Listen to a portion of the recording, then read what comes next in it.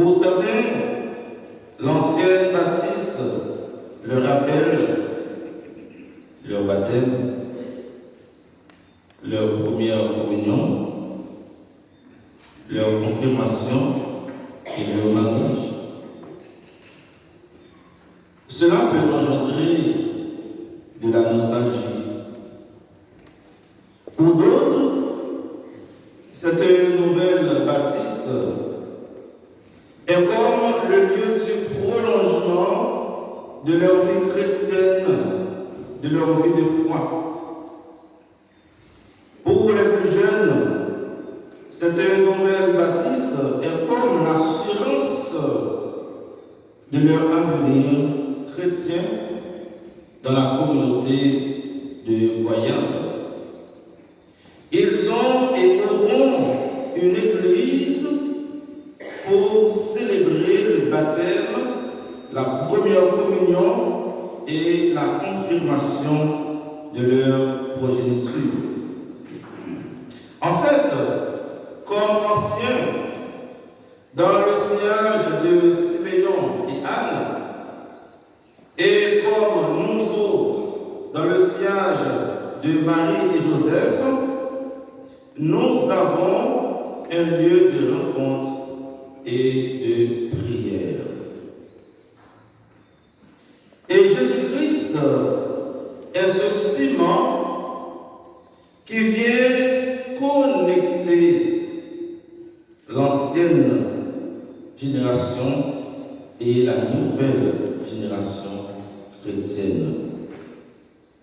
Symboliquement, comme dans un cortège avec les lumières, nous avons accompagné Jésus qui fait son entrée dans cette nouvelle Église, comme au jour de sa présentation au Temple. Et cette fête nous rappelle que la vraie lumière, c'est Jésus-Christ. Le vrai temple, ce temple indestructible, c'est Jésus-Christ. Notre foi chrétienne, notre attachement spirituel n'est pas dans un temple fait de mains d'hommes, mais en Jésus-Christ. En ce sens, frères et sœurs bien-aimés, la nostalgie que nous devons avoir, ce n'est pas le fait de n'être plus à l'ancienne baptiste. Notre nostalgie chrétienne, c'est quand nous sommes stériles dans la foi. C'est quand nous ne produisons rien comme fruit de charité et de miséricorde. Notre nostalgie, c'est quand nous n'avons rien fait pour attirer les autres de la foi chrétienne et catholique. Notre nostalgie, c'est quand, contrairement à Marie et Joseph, nous n'avons rien fait pour présenter Jésus aux autres. Maintenant, la question que nous devons nous poser, qu'est-ce que nous allons mettre en place pour faire de cette nouvelle Église un lieu chrétien? Qu'est-ce que nous allons mettre en place pour faire de cette nouvelle Église un lieu de lumière christique, un lieu de partage, un lieu de convivialité, pour ne pas dire un lieu de fraternité, un lieu de communion? Qu'est-ce que nous allons mettre sur place? Qu'est-ce que nous allons inventer comme chrétiens, comme chrétiennes, de manière concrète, pour faire de ce nouveau temple un lieu de la présence du Christ?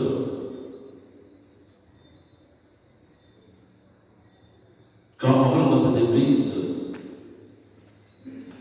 on doit voir sur tous les visages le visage du Christ. Cette église doit pouvoir nous transformer et nous métamorphoser. Nous devons devenir un autre Christ. Ce Jésus qui a été présenté au temple de Jérusalem par Marie et Joseph se présente à chacun et à chacune de nous ce soir dans cette nouvelle Église.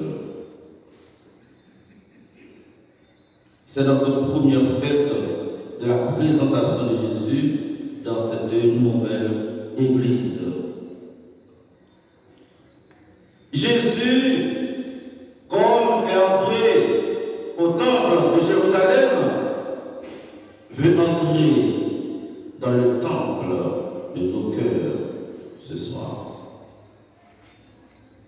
Il veut devenir cette lumière qui éclaire nos cœurs, qui nous brûle du désir d'aller au large. Simeon et Anne, qui représentent l'Ancien Testament, avaient ouvert leur cœur pour pouvoir accueillir Jésus.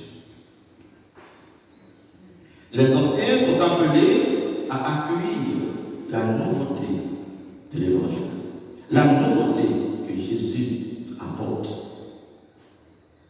Par cet accueil, non seulement Jésus a brillé dans leur vie, mais aussi Jésus a fait de leur vie ce que nous appelons une brillance spirituelle. Quand on regarde Simeon, quand on regarde Anne, on voit la lumière christique dans leur visage, dans leur vie. Par l'accueil qu'ils ont fait à Jésus, leur vie est devenue par la suite une vie de lumière, où il n'y a pas de place pour les œuvres de ténèbres. Les ténèbres sont dissipées par la présence de Jésus-Christ dans leur vie. Donc, ils sont tous devenus lumière. Chers amis, sœurs et frères bien-aimés, en célébrant cette fête de la présentation de Jésus au temple et de la vie consacrée, chacune est invité à regarder sa propre vie, tout en posant cette série de questions. Comme prêtre, comme consacré, comme laïc consacré, comme mère de famille, comme père de famille, comme chrétien, comme chrétienne, je dois regarder ma propre vie à la lumière de cette fête. Est-ce que je suis digne d'être présenté au Seigneur et au peuple de Dieu comme Marie et Joseph avaient présenté Jésus?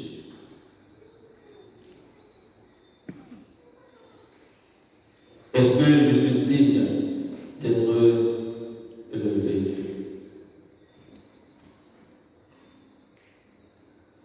Quelle est ou quelle serait la vision spirituelle du vieillard Simeon et la prophétesse Anne sur moi?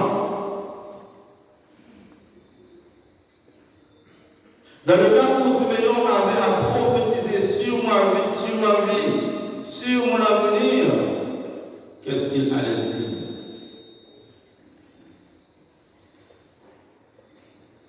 Jésus était considéré comme une offrande pure,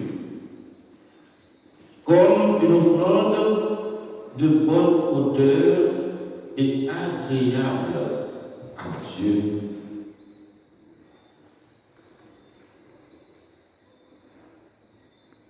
Quel type d'offrande que je suis?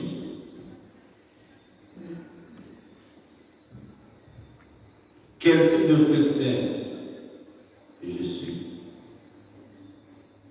Dans le sillage de Siméon et Anne, dans le sillage de Marie et Joseph, Jésus a consacré toute sa vie à Dieu. Jésus n'avait pas donné sa vie à moitié. Il a donné sa vie entièrement et totalement. Il a consacré sa vie au service de Dieu. Anne a consacré toute sa vie dans le service du temple. Siméon a consacré toute sa vie dans le service du temple. Ils ont fait de leur vie une offrande agréable à Dieu. Et ils ont vu le salut avant leur mort physique. Comme chrétien, comme chrétienne, comme prêtre, comme choriste, est-ce que j'ai le désir de voir le Christ avant ma mort physique?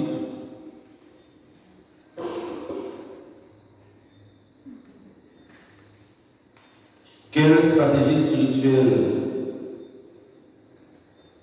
que je mets en place pour pouvoir faire cette rencontre avec le Christ? Jésus, toute sa vie, depuis sa petite enfance, en passant par son adolescence, jusqu'à sa jeunesse, pour ne pas dire jusqu'à sa mort, parce que Jésus est mort jeune, Jésus ne fait que la volonté de Dieu.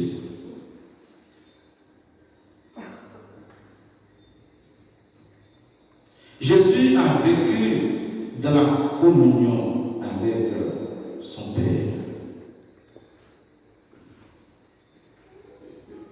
Sa présentation à Dieu dans le temple de Jérusalem n'a pas duré un seul jour. C'est toute sa vie durant. Jésus a vécu tellement dans une consécration parfaite au Père, au point qu'il est devenu lui-même le temple de Dieu.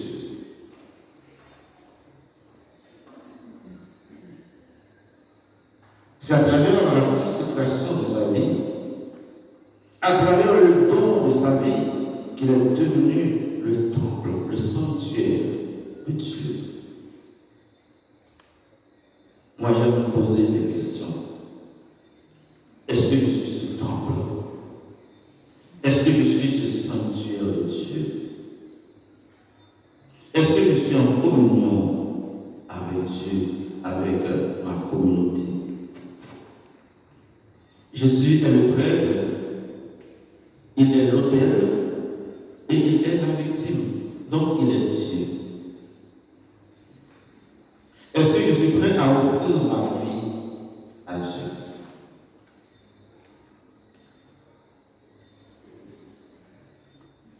Est-ce que je suis prêt à aider les autres à rencontrer Dieu? Chers amis, frères et sœurs bien-aimés, les services que nous rendons à l'Église, ou encore les ministères que nous y exerçons, que ce soit comme chrétien, comme laïc, comme prêtre, comme évêque, comme pape, cela ne suffit pas pour faire de nous lumière et sel de la terre. La qualité de notre foi, la qualité de notre vie, la qualité de nos témoignages, la qualité de notre espérance, la qualité de notre vie de communion, la qualité de notre fraternité, tout cela est important pour faire de nous un autre Christ, un alter Christus. Tout cela est important pour faire de nous une lumière.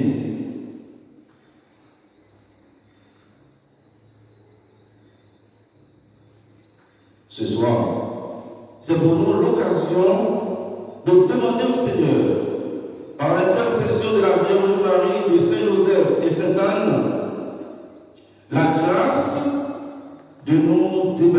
de tous les points obscurs de notre vie humaine et chrétienne. Il y a des endroits en nous, jusqu'à présent, le Christ n'arrive pas à éclairer. Nous faisons obstacle à la lumière du Christ. Nous devons demander cette grâce pour nous laisser envahir par cette lumière, quel que soit